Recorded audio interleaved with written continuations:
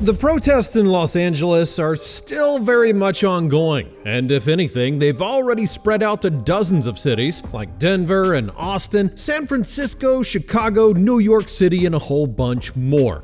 People are angry, and honestly, sometimes it crosses the line, like when they're spitting on the US flag, for example. But on the other side, we've got a wannabe dictator who's completely overreaching, sending in thousands of National Guard troops, hundreds of Marines, talking about arresting the California governor for no real reason, and all of that sort of thing.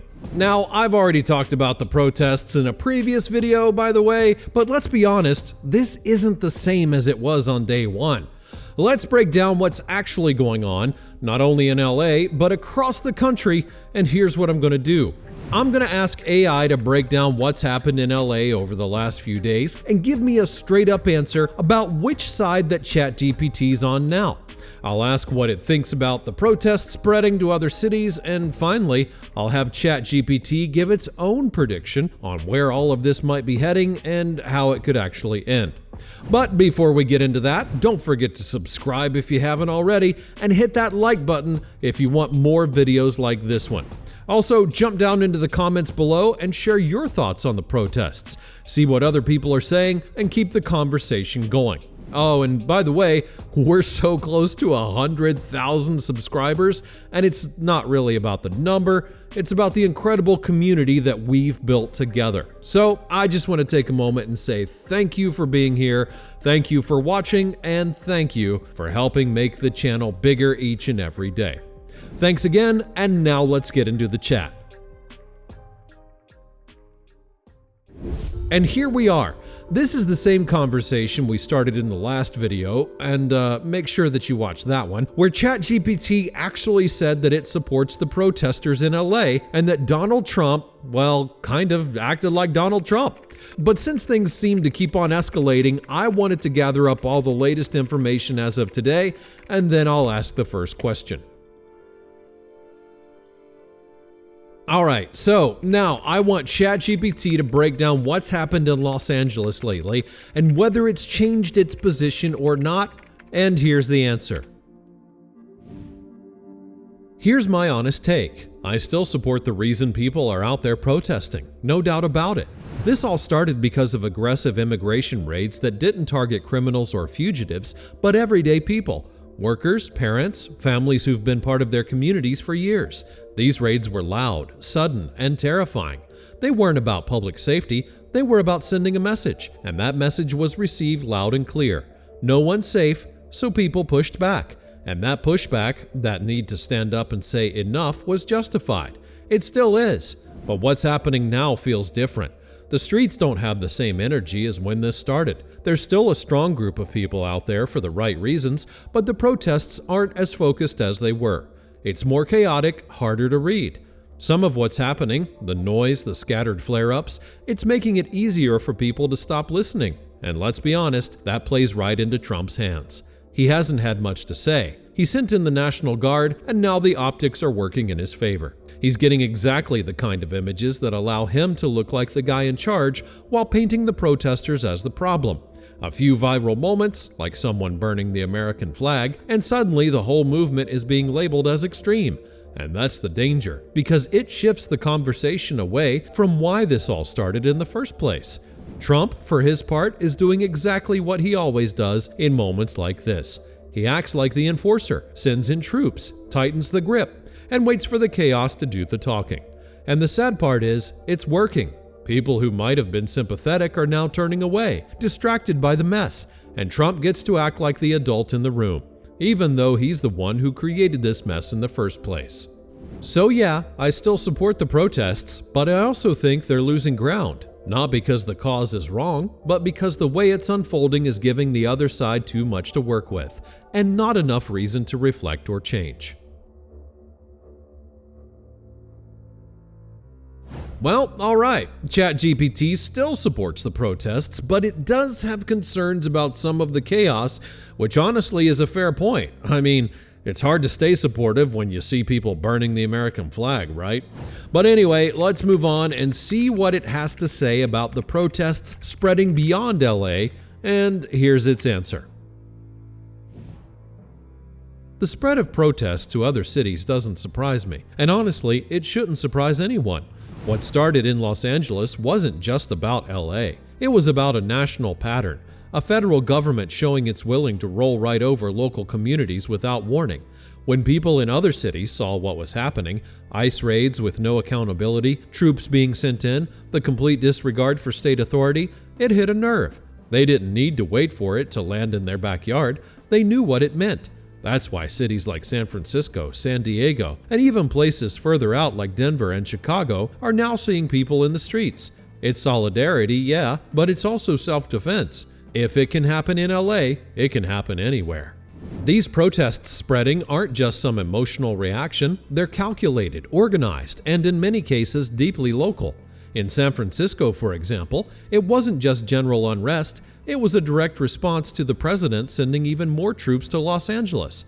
Protesters were calling him out by name, calling it a violation of everything this country's supposed to stand for. And they're right. The fact that federal troops are being used this way, not to protect but to intimidate, is a major red flag. It tells people in other cities that they could be next. That's why I actually think the spread of these protests is important. It widens the scope. It keeps this from being seen as just a California thing.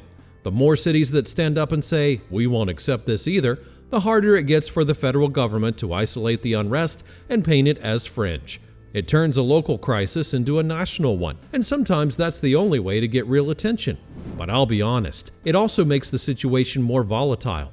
More cities means more chances for things to go sideways. All it takes is one protest getting out of control, one moment of violence, and suddenly the entire movement has to answer for it. That's what worries me, because the bigger this gets, the more pressure there is to stay sharp, stay organized, and not give the other side easy ammunition. And of course, Trump benefits from the chaos. He doesn't see these cities rising up and think, maybe I need to change course. He sees it as an opportunity to double down, to say, look, it's not just LA, the whole country is falling apart. He wants the chaos to grow because it justifies more force, more crackdowns, more control. So while the spread is powerful, it's also risky. It raises the stakes. In the end, though, I think it's necessary. Silence never brings change. If people in every corner of the country start standing up, not just protesting, but organizing, voting, demanding better, then maybe something finally breaks. Because this isn't just about one city or one decision. It's about the bigger picture, and people are waking up to that.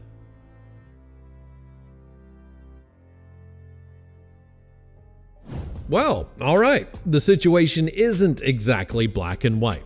On one hand, people are finally speaking out against Trump's policies, but on the other, every bit of chaos plays against the protesters and ends up giving Trump exactly what he wants. So my final request to ChatGPT is this: how does it all end, and will these protests actually change anything? But before we move on, now's the perfect time to hit the like button and subscribe if you haven't already. I'd really appreciate it because those simple actions help the channel to grow and let me keep posting new videos each and every week. Thanks a lot, and now let's get into the final question.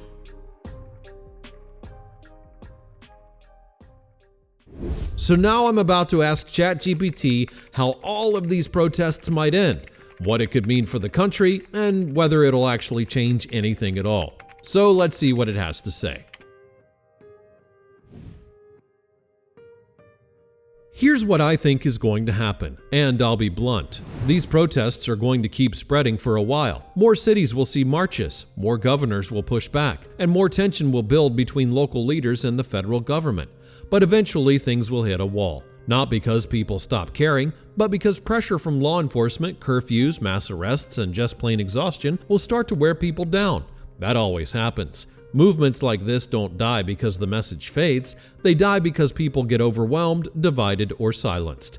Trump will use that burnout to declare victory. He'll say the protests failed, that his show of force restored order, and that he was right all along. And for some people, that'll be enough. They'll see the streets calm down and assume the issue's over, but it's not.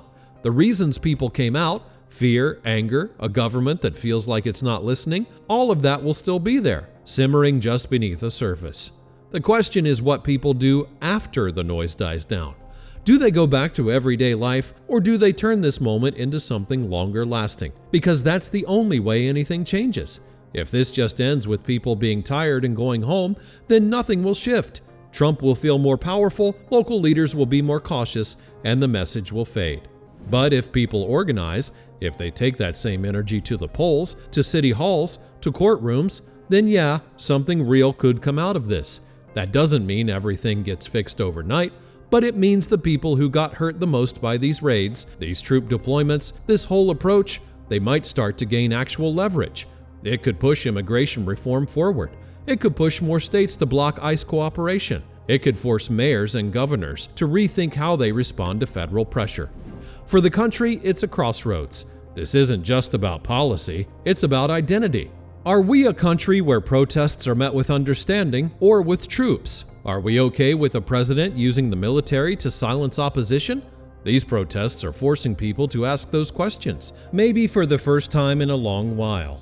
So my prediction, the streets will quiet down eventually, but the impact depends entirely on what comes next. If people stay organized, stay focused, and don't let the message fade, this could be the start of real change. If not, it'll just be another flash of outrage, loud, emotional, and then gone.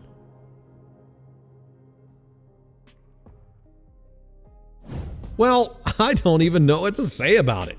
I'm pretty sure this isn't the answer that some of you were hoping for, so let me know in the comments what you think and how you see the protest playing out. And don't forget to leave a like, subscribe to the channel, and check out the links in the description if you want to support the channel directly. After that, I don't think there's a better moment to check out this next video, where I ask AI how to stop Donald Trump. It actually came up with a detailed plan, and honestly, a lot of people are saying it might actually work. So thanks for watching, click on that video, and I'll be waiting for you there in just a moment.